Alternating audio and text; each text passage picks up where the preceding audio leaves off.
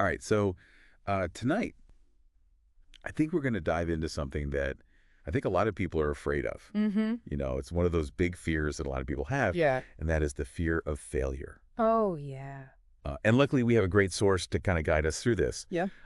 We are going to be taking some cues from the Conquer Your Fears podcast episode on fear of failure. Nice. And I think they really do a good job at unpacking this. Yeah, I think it's something everyone experiences, but maybe doesn't necessarily talk about. definitely. And I think a lot of times we Yeah. forget that like everyone experiences it. Right. And it's not a sign of weakness, Yeah. it's just something that's kind of like deeply ingrained in us as humans. Yeah, it's almost like it's hardwired in, you know. Totally. Um, and one of the things that stood out to me was that the podcast broke down, a couple of reasons as to like why we feel this way. Mm. And the fear of judgment really stood out to me. Oh, for sure. That worry about what others might think if we don't succeed. And that can also, Yeah, lead to perfectionism, Yeah. which is another big one, absolutely. where we start to think that Uh. anything less than perfect is just an absolute disaster. Yes, and it's an impossible standard to live up to. Totally. I know for me personally, I've fallen into that trap, Yeah, and it's hard to get out of it is. It is. once you're in it. Well, But the podcast also pointed out the way that past experiences can play into this, mm-hmm.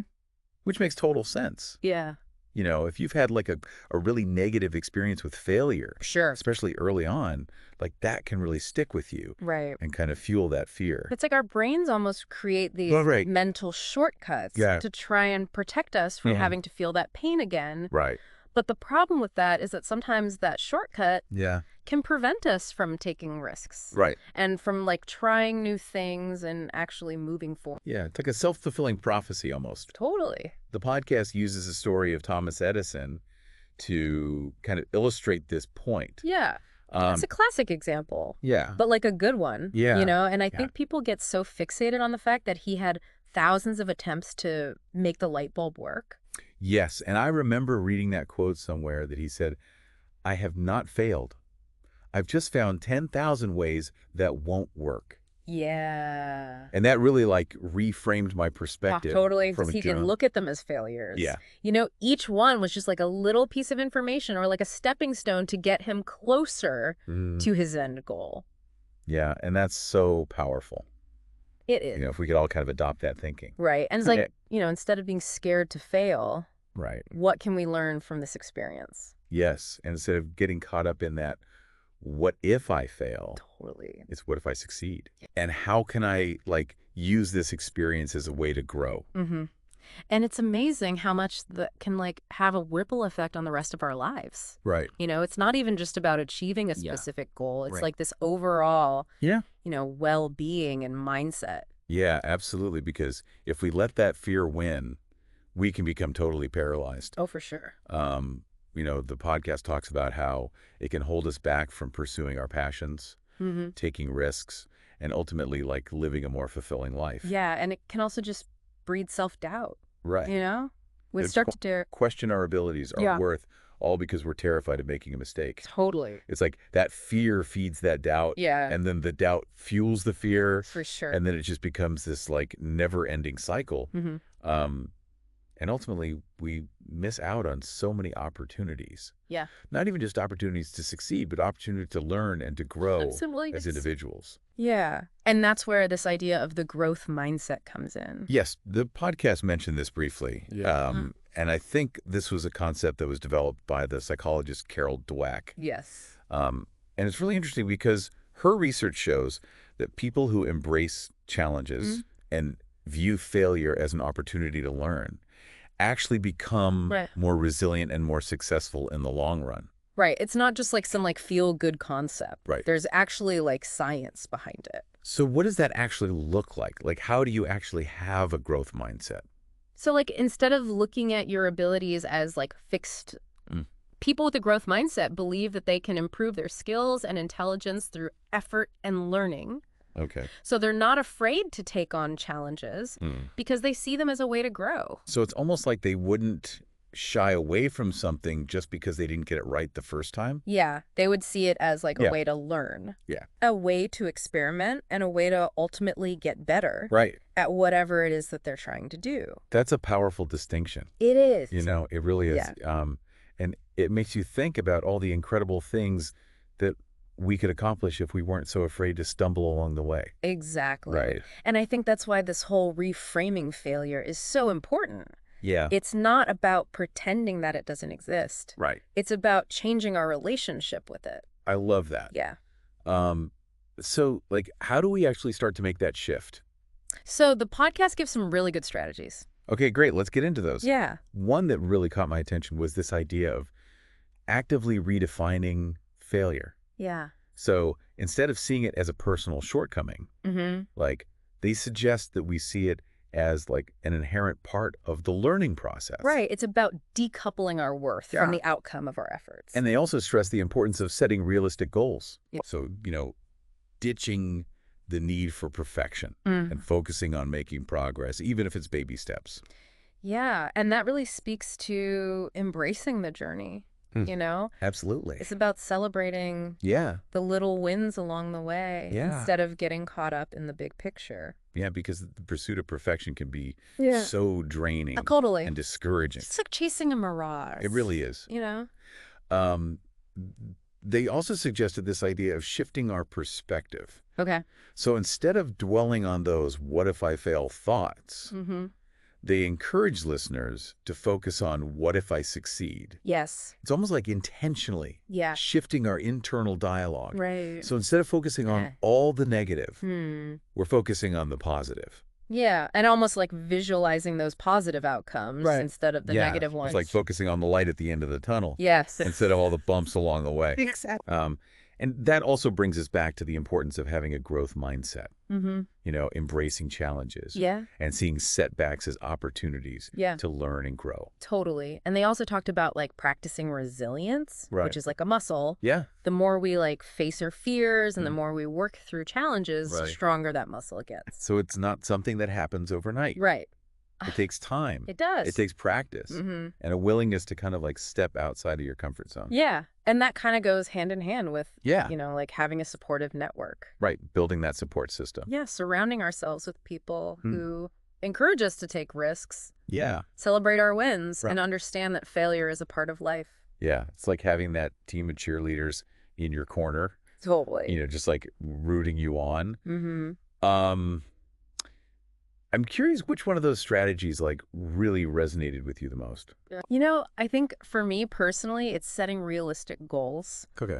That's something I've been working on. And it's amazing how much lighter I feel when I like release that pressure of perfection. What about for you? Yeah. Which one kind of stands out the most to you? Yeah. Yeah. What about you? I think the shifting perspective one is really powerful. Yeah. It's almost like a tool you can use in any situation, not just when you're feeling fearful, but just as a reminder that you have the power to choose what you focus on. That's a good point. Yeah. Speaking of shifting perspectives, the podcast shared a really inspiring story about Sarah Blakely, the founder of Stanks. I love her. And have you heard this one about her dad? Yes.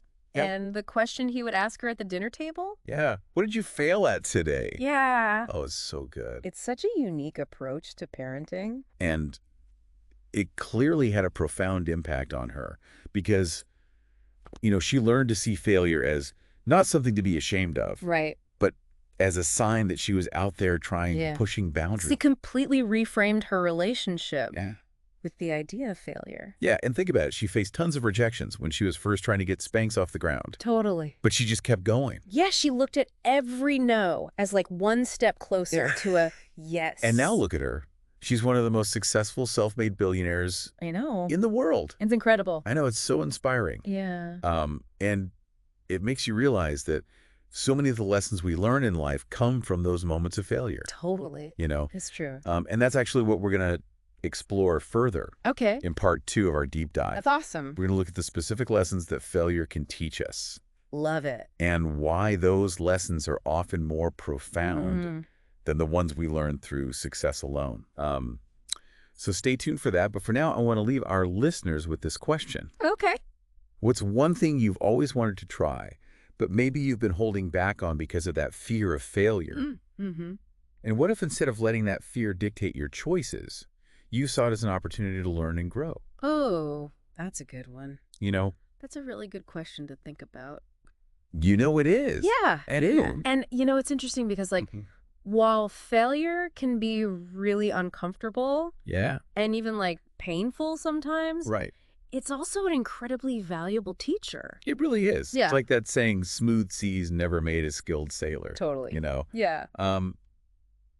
And so I'm really interested to kind of unpack some of these specific lessons that the Conquer Your Fears podcast highlighted. Yeah. Because they really dove into how failure can teach us things that success alone never could. Right. And one of the things that they talk about is resilience. Okay. And, when things are going really well, we don't have to really dig deep and tap into our inner strength. Right. But when we face setbacks, we're forced to adapt, to find new solutions, and to persevere, despite the challenges. So it's almost like those difficult moments are the things that are kind of forging that resilience within us. Yeah. Almost like a blacksmith hammering, a piece of metal into a stronger form. Totally. I wonder if the people who have experienced really significant failures are better equipped to handle challenges later on. I think there's a lot of truth to that. Yeah. I think they develop a certain toolkit of coping mechanisms and problem-solving skills that maybe people who haven't had those big failures don't have. Interesting. Yeah. What other lessons did they highlight? They also talk about clarity. Okay. So sometimes,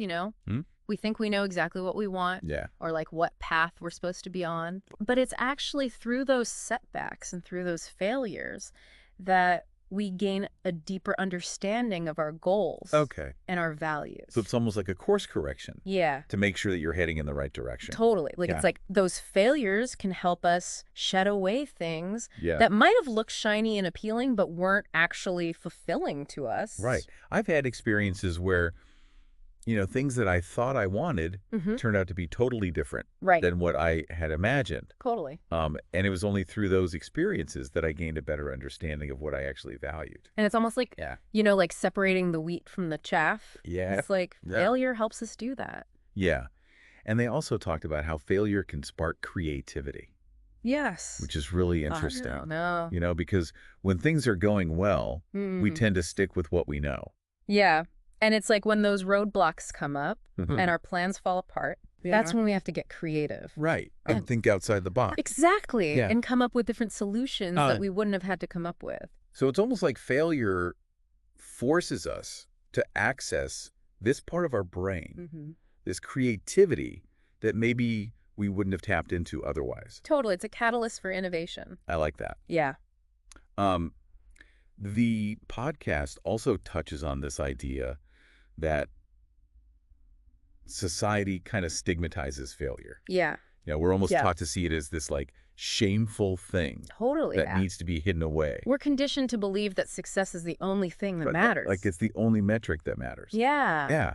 And I think it's important to remember that even the most successful people have experienced failure right along the way. Their journey is not a straight line from A to B. It's not linear. No, there's twists and turns and bumps in the road and detours. And it's those experiences, those moments where they had to pick themselves back up that paved the way for their success. And it's almost like those failures become part of their success stories, Yeah. And the podcast makes a really interesting point. They say that by acknowledging that, by openly sharing our experiences with failure, we can start to break down that stigma. It's about creating a culture where it's okay to talk about our setbacks. Totally. Yeah. And to learn from each other's mistakes. And to view failure not as a mark of shame, but as almost a badge of courage. Yeah, and as a stepping stone to something greater. We're all in this together. We are. Yeah. And this reminds me of a quote by Nelson Mandela. Okay. He said, "I never lose. I either win or learn." That's so good. Right. I love that. And it just completely reframes the narrative. Yeah. It's not about the outcome. It's about the process, the growth. Yeah. That can come from any experience. Totally. So as we wrap up this part of the deep dive, I want to kind of reiterate the key takeaways. Okay. Failure is inevitable. Yes. It happens to all of us. Mm-hmm. And the most successful people that we know and love have all experienced it. Yes. Failure is also valuable. Mm-hmm. It teaches us resilience, mm-hmm. clarity, creativity. Yeah. It shapes us. It strengthens us. Totally. And ultimately, it helps us to become the best versions of ourselves. So good. But before we move on to the final part, Okay. I want to leave our listeners with one final thought-provoking question Okay. to ponder. Mm-hmm.